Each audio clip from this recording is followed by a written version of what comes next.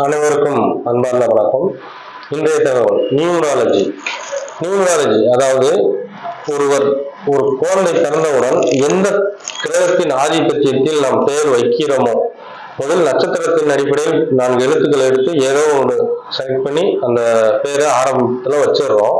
ஆனா அதனுடைய கூட்டுத்தொகை எண்ணிக்கை எவ்வளவு வருதுன்னு பார்க்கணும்.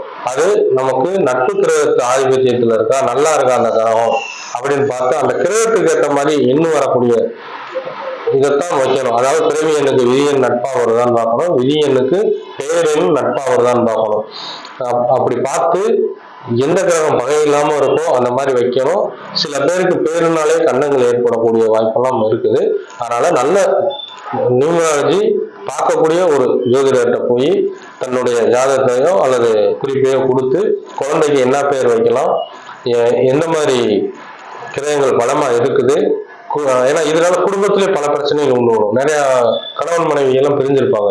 கடைசியில பார்த்தா அங்க பகவான் சனி பகவானோட 8ஆம் நம்பர் வர மாதிரி வச்சிருப்பாங்க, இல்ல செவ்வாயோட 9, ஆனா அதுக்கு 9ஆம் நம்பர் வச்சிருப்பாங்க. ஆனா அதுக்கும் இதுக்கு சம்பந்தமே இருக்காது. அந்த கிரகம் வேற லக்கணத்தை வாங்கியிருக்கும் இவங்களோட ஜாதகத்துல. ஆனா பாத்தீங்கன்னா பகை கிரகத்தோட பேரா வச்சிருப்பாங்க.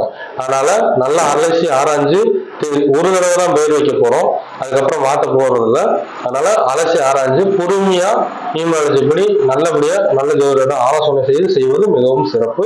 வாழ்க வளமுடன். சோனை கருப்பண்ணனோடு பத்திரகாளி. நன்றி, வணக்கம்.